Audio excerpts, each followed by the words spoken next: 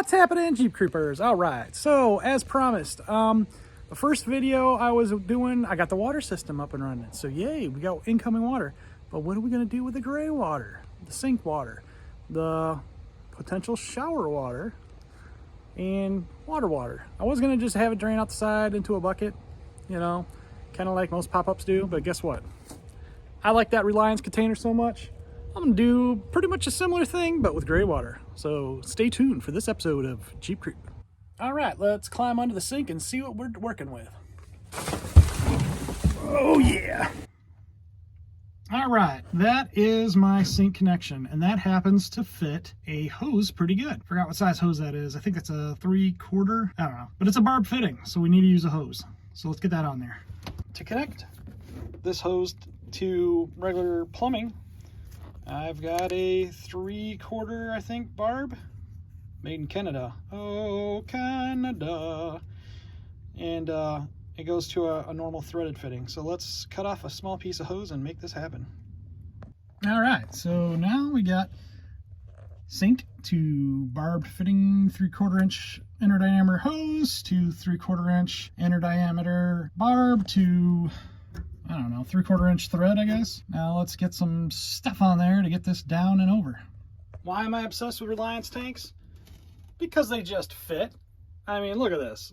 This is a pretty much standard pop-up camper bench thing, and these guys fit under that. So if you guys just want to buy them for water containers, get them for just water containers. Link in the description, as always. Purchase from me, I'd appreciate it.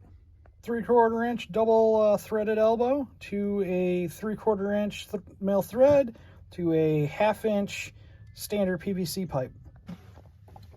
Screwing that on nice and tightly.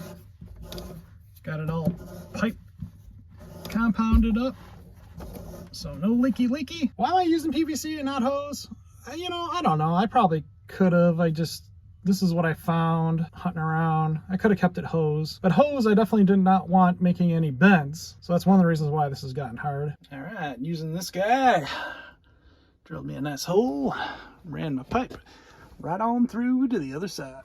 So here's the can. How am I making this detachable? So this is a 3/4 inch threaded male, threaded female to a threaded 3/4 to 1/2. Then there's a pipe in between here. This is another 1/2 to 3/4. And then this is like a jacuzzi fitting. This is a 3/4 inch threaded thing. The other end of the pipe that has the seal on it to a 1/2 inch, or to a threaded 3/4 to a 1/2 inch to a 1/2 inch pipe. All right, I had a perfect little hole, but I needed to make it bigger because this has to be perfect. Perfectly straight on, so it will connect. There we go. As you can see, I'm gonna leave this attached so I know exactly where my pipe needs to be and everything. So there's my can to the 1/2 inch pipe, to a 1/2 inch elbow, up to a 1/2 inch right angle, to a pipe to adapter, 3/4 thread to, it's getting tight, to, let's see, what is that? Thread, 3/4 thread, to a barb, to a 3/4 hose, to the sink. And there you go. You've got yourself a nice drain, 1/2 inch, downward angle, so it's gravity fed. Should keep up with the water demand from the other tank. So this is my water, fresh water, to my quick disconnect. That runs up into there and there. Now why'd I do that? Just because that's food grade vinyl.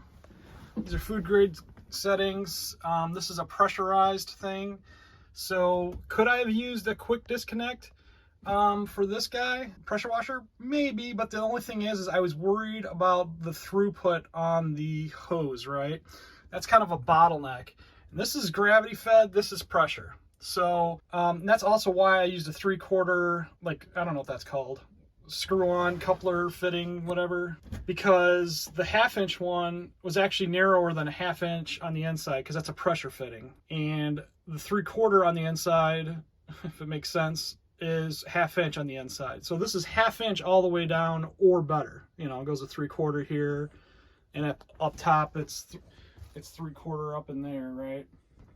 But the bottleneck is 1/2 inch, and 1/2 inch should be plenty fast for this guy to run, because this is a 3/8 hose running a, I don't know how many gallons per minute pump that is. It's not very fast. You saw the water pressure in my other video. Or check my other video if you want. But anyway, yeah, if you like this setup, purchase these parts from me. I have this all kitted out for you on my description there. Click the links in the description. Also, if you're interested in freshwater, check that out.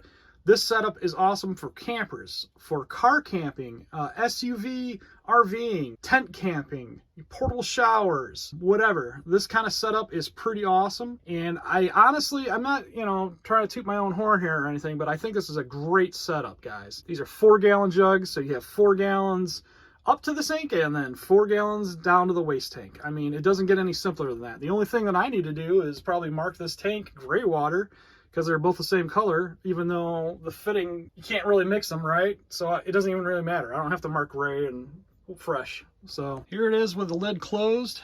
You can see my plumbing. These are the old lines. This brown corrugated one was the old drain, so I'm probably just gonna remove that. And the white braided one right there, that was the fresh water for city water. Probably just gonna chop those. I don't know if I'm gonna use those. I kind of was just leaving them here just in case. This little area, I'm gonna clean it up a little bit so it's not ugly. I left it open intentionally for utilities to kind of pass through everywhere. So eventually I might clean that up to where you don't see that, even though you don't really notice it anyway. Anyways, stay tuned. I have more projects coming down the line. I've been on a roll with all this warm weather we've been having in November. So see you next time.